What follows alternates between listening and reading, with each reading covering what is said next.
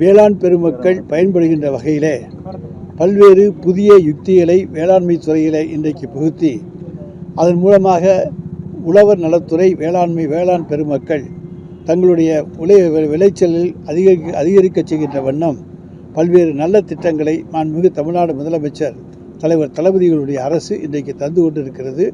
அது விவசாயிகள் பாராட்டுகின்ற வண்ணம் இன்றைக்கு புதுக்கோட்டையிலே அந்த வேளாண் இயந்திரங்களுடைய நடமாடும் பராமரிப்பு இயந்திர முகாம், இன்றைக்கு வாகன முகாம் துவக்கி வைக்கப்பட்டிருக்கிறது.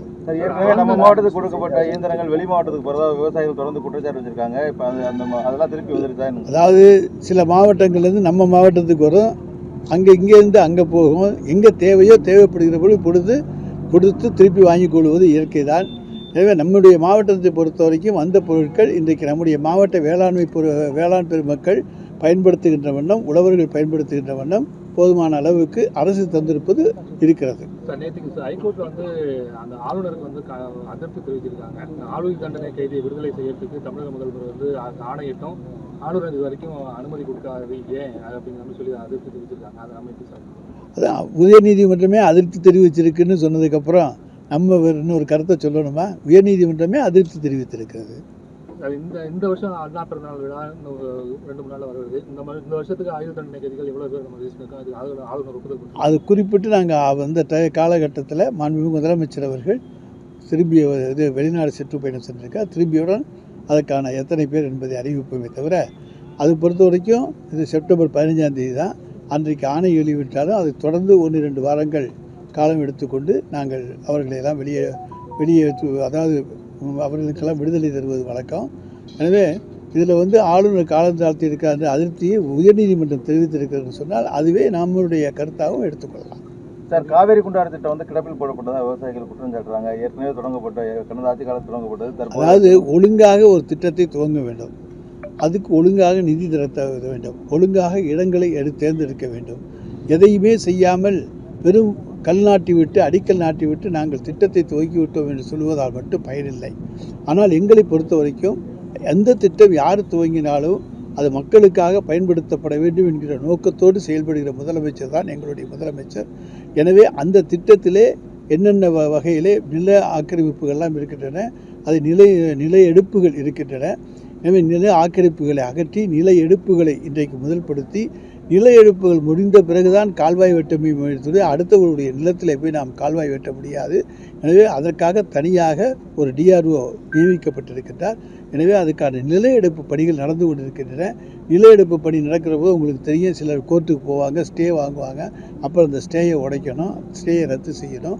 எனவே இப்படிப்பட்ட நிலங்கள் சரியாக எடுக்கப்பட்ட பிறகுதான் அந்த கால்வாய் வெட்டுகிற பணியை நாம் செய்ய முடியுமே தவிர அறிவித்து விட்டு செல்வதால் மட்டும் போதாது. அதற்கான அடிப்படையான பணிகளை செய்திருக்க வேண்டும், செய்யவில்லை. நாங்கள் இன்றைக்கு அதை செய்து கொண்டிருக்கிறோம். மத்திய இணையமைச்சர் எல்முருகன் விடுதலை சிறுத்தைகள் தலைவர் திருமாவளவன் நடத்தும் மாநாடு திமுக மிரட்டுறதுக்காக மது ஒழிப்பு மாநாடு நடத்துறாங்க.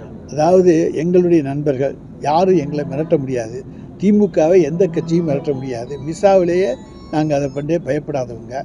திமுக எந்த அச்சுறுத்தலுக்கோ மிரட்டலுக்கோ பயப்படுகிற கட்சி அல்ல என்பது எல்லோருக்கும் தெரியும். நட்பு அடிப்படையில் தான் நாங்கள் எல்லோரோடு இருப்போமே தவிர எங்களை நம்பி வந்தவர்களை நாங்கள் மோசம் செய்ய மாட்டோம். அவர்களுக்கு உண்மையான நண்பர்களாக இருப்பவர் தான் மாண்புமிகு தலைவர் தளபதி அவர்கள். தோழமை கட்சிகளுக்கு உரிய மரியாதையை இந்தியாவிலேயே எந்த கட்சியும் தராத அளவுக்கு தோழமை கட்சிகளுக்கு மரியாதை தருகிற ஒரு முதலமைச்சர், ஒரு கட்சி தலைவர் எங்களுடைய தலைவர் தளபதி அவர்கள். எனவே மிரட்ட வேண்டிய அவசியம் எதுவுமே கிடையாது. மிரட்டலுக்கு நாங்கள் அச்சுறுத்த பயப்பட வேண்டியதும் கிடையாது. அவர் எங்களை மிரட்ட வேண்டியதும் கிடையாது, மிரட்டவும் மாட்டார். குண்டாஸ் ஆக்டில் சார் உயர்நீதிமன்றம் பல்வேறு கருத்துக்கள் தெரிவிச்சிருக்காங்க. குண்டாஸ் ஆக்டில் உண்மைத்தன்மை தெரிஞ்சு குண்டாஸ் போடணும், அரசு ஒருத்தவங்க அமைதி போடுறாங்க அப்படி அது ஒரு அதிருப்தி தெரிவிச்சிருக்காங்க. அதெல்லாம் எப்படி சார் சொல்லுவோம்? அதாவது குண்டர் தடுப்பு சட்டத்தில் காவல்துறை கண்காணிப்பாளர் அறிக்கையை பெற்று மாவட்ட ஆட்சித்தலைவர் அவர்கள் அதற்கான பரிந்துரையை தருகிறார்கள். அதன் அடிப்படையிலே உள்துறை அதற்கான ஒப்புதலை தருகிறது. அவர்கள் மீது ஏற்கனவே வழக்குகள் இல்லாத யாரையும் குண்டாஸ் ஆக்டில் போடுவது கிடையாது. அவர்கள் மீது குற்றச்சாட்டுகள் இருக்கிறதுடைய அடிப்படையிலே தான் குண்டாஸ் வழக்கு போடப்படுகிறதே தவிர இல்லாதவங்க யாரையும் பிடிச்சி போடவில்லை. முதல் கேஸ் இருக்கவங்க யாரையும் போடலை. ஆனால் இருந்து அப்படி ஏதாவது எங்கேயாவது ஒரு 2 தவறுகள் இருந்த உயர்நீதிமன்றம் சுட்டி காட்டியிருந்தால் நிச்சயமாக நாங்கள் தவறை திருத்திக் கொள்வோமே தவிர நிச்சயமாக நாங்கள் எந்த தவறும் செய்யவில்லை, யாரையும் வேண்டும் என்று அந்த குண்டா சட்டத்திலே பழிவாங்குவது கிடையாது. தொடர்ந்து தமிழக மீனவர்கள் வந்து இலங்கை கடற்படையினால் தாக்கப்பட்டு வருவது தொடர்ந்து ஒரு வாடிக்கையாக போயிட்டு இருக்கு. நாகப்பட்டினத்தில் கூட நேற்றுக்கு வந்து விரட்டிட்டாங்க. அது வந்து மத்திய அரசுக்கு அழுத்தம் எவ்வளவுதான் கொடுத்தாலும் இதை பொறுத்த வரைக்கும் தமிழ்நாடு அரசு வேண்டுகோள் தான் வைக்க முடியும், அழுத்தம் கொடுக்க முடியும். இது வந்து கடல் எல்லை. கடல் எல்லை என்பது இன்றைக்கு ஒன்றிய அரசினுடைய கையிலே இருக்கிறது. நம்முடைய கடல் பாதுகாப்பு நம்முடைய மாநில அரசின் கையிலே இல்லை.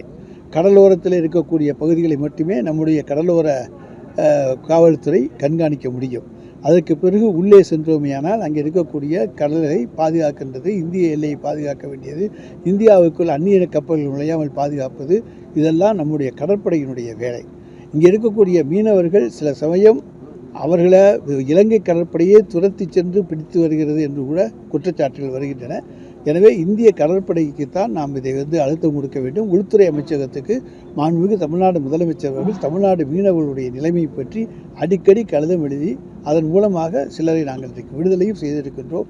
படகுகளை கைப்பற்றுவதற்கான திரும்பப் பெறுவதற்கான நடவடிக்கைகளையும் மாண்புமிகு தமிழ்நாடு முதலமைச்சர் அவர்கள் எடுத்து வருகிறார்கள். ஏனென்று சொன்னால் இது வந்து நம்முடைய பிரச்சனையாக மட்டுமல்ல, இந்திய அரசும் கவனிக்க வேண்டிய பிரச்சனை, இந்திய அரசும் அழுத்தம் கொடுக்க வேண்டிய பிரச்சனை. இலங்கையிடம் இந்திய அரசு தான் பேசி அதை செய்ய வேண்டும். நாம் போய் பேச முடியாது. பேசுவதற்கு போனால் அது பல்வேறு பிரச்சனைகளை கிளப்பிவிடும். எனவே இந்திய அரசாங்கம் இதை செய்ய வேண்டும். எனவே இந்திய அரசாங்கத்தை மாண்புமிகு தமிழ்நாடு முதலமைச்சர் தொடர்ந்து வலியுறுத்தி வருகிறார். இதை எந்த அளவுக்கு அழுத்தம் கொடுக்க முடியுமோ அந்த அளவுக்கு அழுத்தம் கொடுக்கும். மகாவிஷ்ணு விவகாரத்தில் வந்து வெளிநாட்டிலேருந்து பணம் பரிவர்த்தனை நடைபெற்றிருக்குன்னு சொல்லிட்டு போலீஸார் விசாரணை பண்ணிட்டு இருக்காங்க. அது சம்பந்தமாக அதாவது எது விசாரணைகள் வந்து செய்யத்தாங்க செய்வாங்க. யாருக்கு வெளிநாட்டிலேருந்து பணம் வந்திருந்தால் வருதா, வந்திருக்கா, யார் உதவி செஞ்சுருக்காங்களா, அவங்களுக்கு வந்திருக்கான்னு வங்கி கணக்குகள் இருந்தால் அது அந்த அடிப்படையிலே விசாரணைகள் நடைபெறுவது தவறில்லையே. நாங்கள் குற்றம் சுமத்திட்டோமா? இல்லையே, விசாரிக்கத்தானே செய்கிறோம்.